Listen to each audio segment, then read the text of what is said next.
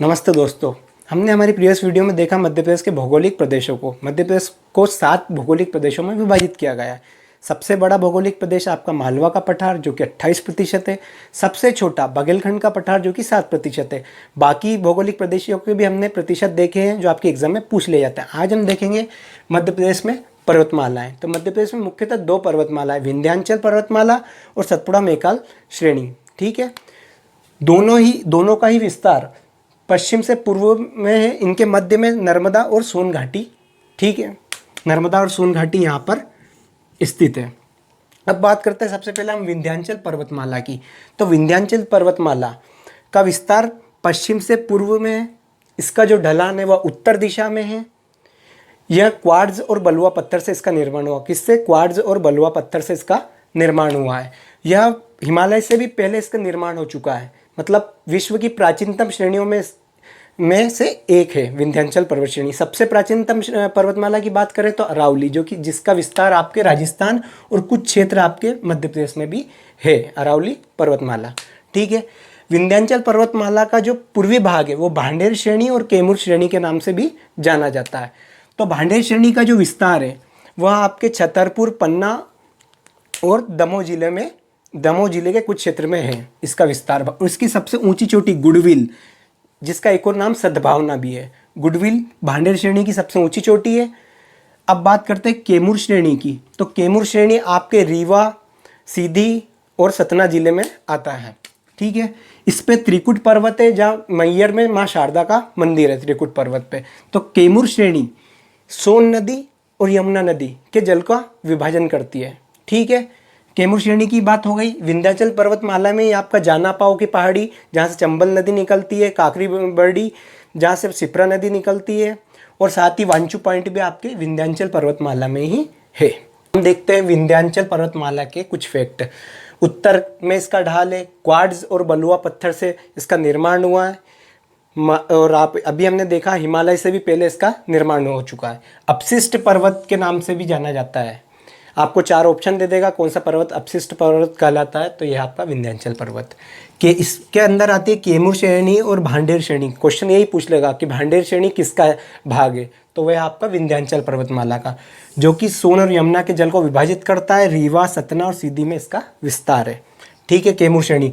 एक चीज़ और, इस श्रेणी को सीमेंट का घर भी कहा जाता है क्योंकि आपका जो सतना में सबसे ज़्यादा सीमेंट उत्पादित हो रही है, तो इसको सीमेंट का घर भी कहा जाता है। भांडेर श्रेणी में का विस्तार पन्ना, छतरपुर और दमोह में इसका विस्तार है। सबसे ऊंची चोटी इसकी गुडविल सद्भावना चोटी है। ठीक है, आगे बढ़े, देखते हैं सतपुड़ा मेकाल श्रेणी। सतपुड़ा मेकाल श्रेणी का विस्तार गुजरात के राजपीपला से छत्तीसगढ़ के राजनांदगांव तक है। राजपीपला से राजनांदगांव तक छत्तीसगढ़ के मेकाल श्रेणी का विस्तार आपका छत्तीसगढ़ में भी हो रहा है। ठीक है, इसका जो निर्माण है बेसाल्ट और ग्रेनाइट चट्टानों से हुआ है। किससे? बेसाल्ट और ग्रेनाइट चट्टान। ये मध्य प्रदेश के बिल्कुल दक्षिण में है। अब इसका सबसे पश्चिमी जो भाग है वो राजपीपला श्रेणी के नाम से जाना जाता है, जिसका कुछ भाग गुजरात में है और कुछ भाग मध्य प्रदेश में, राजपीपला। अब इसके अंदर भी आपकी असीरगढ़ की पहाड़ी और बीजागढ़ की पहाड़ी, अखरानी की पहाड़ी आ जाती है। बहुत बार क्वेश्चन पूछ लेगा कि असीरगढ़ की पहाड़ी किस श्रेणी में, तो या तो वो राजपीपला ऑप्शन में देगा या सतपुड़ा मेकाल श्रेणी ऑप्शन में देगा। इससे आगे चले तो बुरहानपुर का दर्रा आता है ग्वालीगढ़ श्रेणी और राजपीपला श्रेणी के मध्य में। ग्वालीगढ़ श्रेणी, इसका विस्तार बैतूल सिवनी में है और खंडवा में भी इसका विस्तार है, ग्वालीगढ़ की श्रेणी। इसके बाद महादेव श्रेणी, जो बिल्कुल यहाँ से एक क्वेश्चन जरूर आता है कि जो धूपगढ़ है एमपी की सबसे ऊंची चोटी 1350 मीटर, हमने पढ़ चुके हैं। धूपगढ़ कौन सी श्रेणी में आता है? महादेव श्रेणी, क्योंकि महादेव श्रेणी पे आपका पचमढ़ी है, होशंगाबाद जिला, और यहाँ पर सबसे ऊंची चोटी है। यहाँ से एक क्वेश्चन ये बनता है। अब सबसे पूर्वी भाग की बात करें सतपुड़ा के, तो वह है मेकाल श्रेणी। यहाँ इसकी सबसे ऊंची चोटी अमरकंटक है जहाँ से नर्मदा, सोन और जोहिला नदी निकलती है। ठीक है, मेकाल श्रेणी हो गई। अब इनके हम कुछ फैक्ट के बारे में अब देखते हैं। सतपुड़ा पर्वत, जिसकी औसत ऊंचाई 1120 मीटर है। कितनी? 1120 मीटर इसकी औसत ऊंचाई है। ग्रेनाइट और बेसाल्ट से निर्मित है, हम देख चुके हैं अभी। राजपीपला श्रेणी, जिसका जो सतपुड़ा का पश्चिमी विस्तार है, जो कुछ क्षेत्र गुजरात में है तो कुछ क्षेत्र मध्य प्रदेश में। असीरगढ़ की पहाड़ी, बीजागढ़ और अखरानी की पहाड़ी इसमें स्थित है। यही क्वेश्चन पूछे जाएंगे। ग्वालीगढ़ पर्वत श्रेणी किसका भाग है? तो सतपुड़ा पर्वत का भाग है, इतना ही पूछा जाएगा। और बुरहानपुर दर्रे के पूर्व में। महादेव पहाड़ी प्रदेश की सबसे ऊंची चोटी पचमढ़ी में धूपगढ़ है। कौन सी सबसे ऊंची चोटी? धूपगढ़। कहाँ पे? पचमढ़ी में, होशंगाबाद जिला। यहाँ के पचमढ़ी को जैव मंडलीय आरक्षित क्षेत्र घोषित किया गया है। कब? 1999 में। इतना ध्यान रखें। इसको हम जब राष्ट्रीय उद्यान वगैरह पढ़ेंगे तो इसको डिटेल से जानेंगे कि जैव मंडलीय आरक्षित क्षेत्र क्या होता है। मैकाल श्रेणी तो जो कि आपका सतपुड़ा का पूर्वी विस्तार है। ठीक है, मैकाल श्रेणी। यहाँ आपके अमरकंटक से नर्मदा जोइला नदी निकलती है। अब हम बात करते हैं सिवनी जिले की। सियोन वृक्ष की अधिकता के कारण इसका नाम क्या पड़ा? सिवनी। यहाँ के मुंद्रा से वेनगंगा नदी का उद्गम हुआ है। कहाँ से? मुंद्रा से। यह यूँ पूछ लेगा कि वेनगंगा नदी कौन से जिले से निकलती है? तो आपकी सिवनी जिले से। भीमागढ़ बांध जो कि एशिया का सबसे बड़ा मिट्टी का बांध है। भीमागढ़ बांध कौन सी नदी पे? आपके वेनगंगा नदी पे ही है। ठीक है। पेंच राष्ट्रीय उद्यान जिसका एक और नाम है, नाम परिवर्तित कर दिया गया है, प्रियदर्शनी राष्ट्रीय उद्यान रखा गया है। ठीक है। पेंच राष्ट्रीय उद्यान आपके सिवनी जिले में। सिवनी को मध्य प्रदेश का लखनऊ भी कहा जाता है। क्यों? नवाबी स्टाइल के कारण। ठीक है। सिवनी को मध्य प्रदेश का लखनऊ भी कहा जाता है।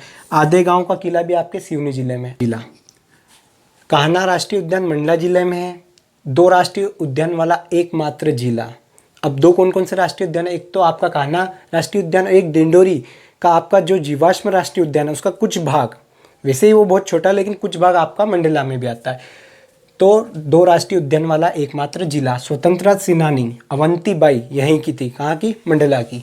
बेगा च अंचक यहीं है। अब बेगा च अंचक क्या है? तो बेगा जनजाति को झूमिंग कृषि के लिए मंडला जिले में 80 गांव आवंटित किए गए। अब झूमिंग कृषि क्या होती है कि ये जनजाति जंगलों को जलाकर वहाँ पे खेती करती है। 2 से 3 बार खेती होती है, उसकी अनुपजाऊ करके दूसरी स्थान को देखकर वहाँ के वनों को जला देती है, तो उसे आपकी झूमिंग कृषि कहते हैं।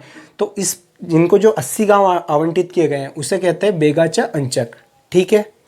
नैरोगेज का सबसे बड़ा जंक्शन कहाँ पे? नैनपुर, इसी जिले में, जो कि नैनपुर में है। ठीक है। नैरोगेज का सबसे बड़ा जंक्शन।